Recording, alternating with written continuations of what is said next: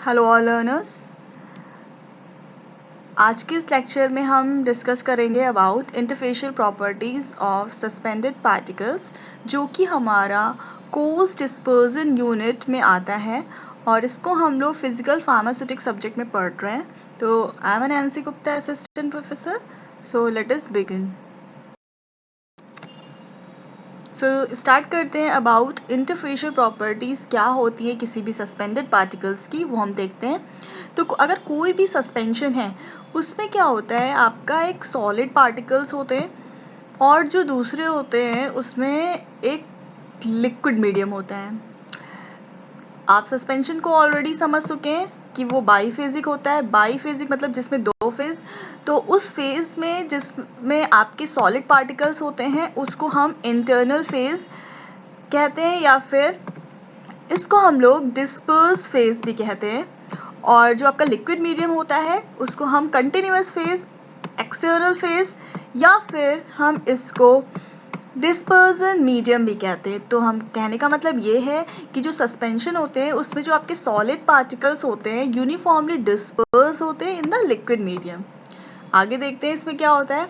तो अब जैसे कि हमने बताया कि आपके सस्पेंशन में दो फेज होते हैं, तो क्या होता है इन दोनों फेज के बीच में क्या होता है, एक इंटरफेस बनता है जो इन्फ्लुएंस करता है सस्पेंशन की स्टेबिलिटी को।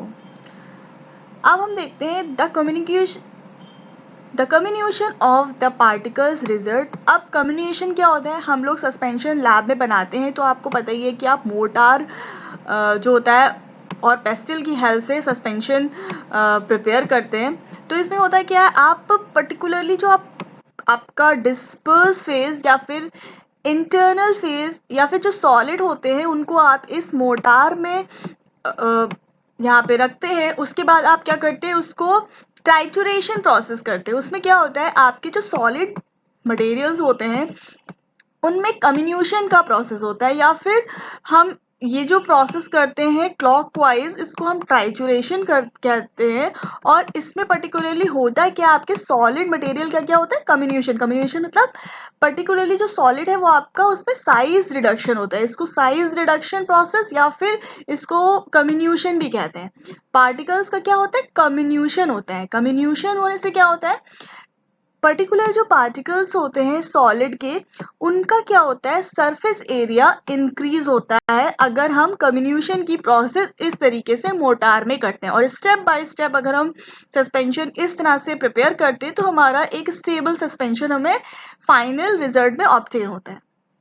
इस तरह से आप क्या क्या हुआ, कम्युनिकेशन किया तो क्या हुआ, सरफेस एरिया इंक्रीज हो गया पार्टिकल का। उससे क्या होगा, इसकी सरफेस फ्री एनर्जी होगी वो भी इंक्रीज होगी।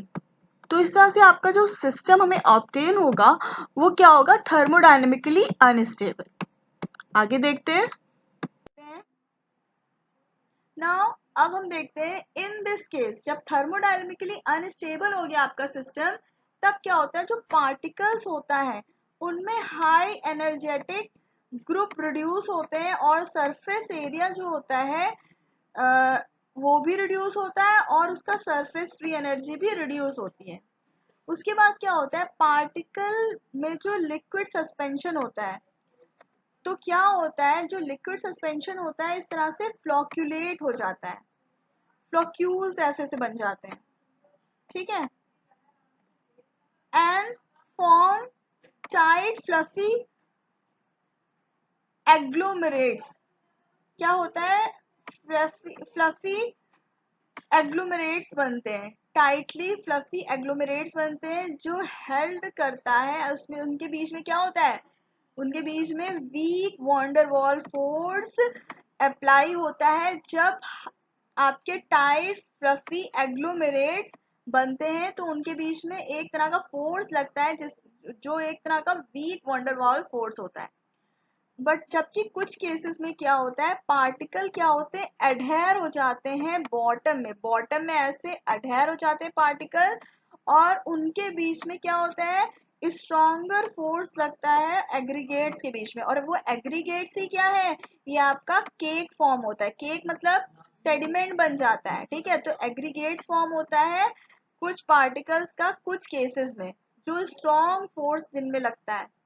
तो जब टाइट केक बना लेते हैं तो उसमें हमें क्या लगता है, एक स्ट्रॉन्ग फोर्स अप्लाई होता है और वो इस तरह से एक हार्ड केक बनाते हैं। और कभी कभी क्या होता है, सॉफ्ट केक बनता है जिसकी वजह से उनके बीच में क्या होता है, वीक वंडरफॉल फोर्स लगता है, क्योंकि वहां पे क्या है, फ्लफी एग्लोमेरेट्स बनते हैं।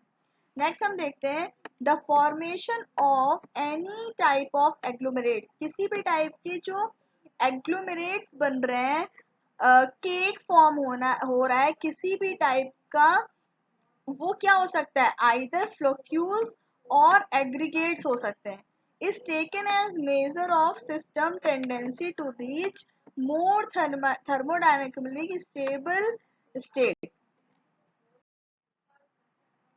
Now here you can see an increase in the work W or surface energy delta G due to dividing solids into small particles.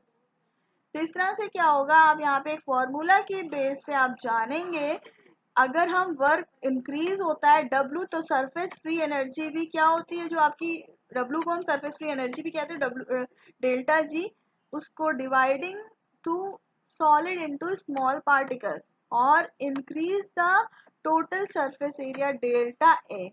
तो here you can see the formula. इसमें आप देख सकते हैं ये आपका इंटरफेशियल टेंशन है।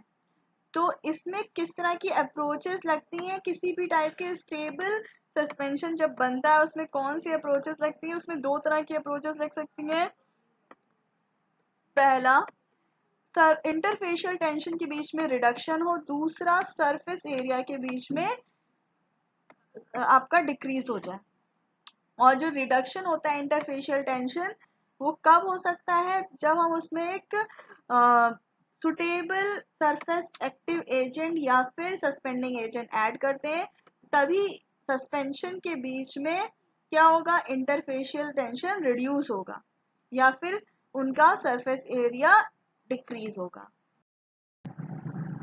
ना here we can see the जो फोर्स होते हैं पर्टिकुलरली सरफेस पे के पार्टिकल्स को अफेक्ट करते हैं, उसमें क्या होता है, उसकी डिग्री ऑफ फ्लक्चुएशन और एग्लोमरेशन को सस्पेंशन के ये particularly force of particles suspension के अफेक्ट करते हैं। तो इसमें जो फोर्स लगते हैं उसमें आप देख सकते हैं, फर्स्ट फोर्स है हमारा फोर्स ऑफ अट्रैक्शन या लंदन वंडरवॉल्स टाइप भी कह सकते हैं। नेक्स्ट है हमारा जो दूसरा फोर्स इस पे वर्क करता है वो हमारा है, आप देख सकते हैं, वो रिपल्सिव फोर्स है जो interaction between electrical double layer and surrounding particles के बीच में लगता है।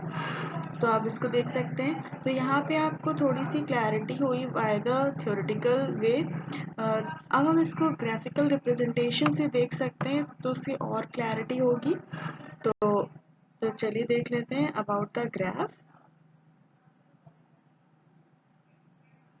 तो ग्राफ में हम देखते हैं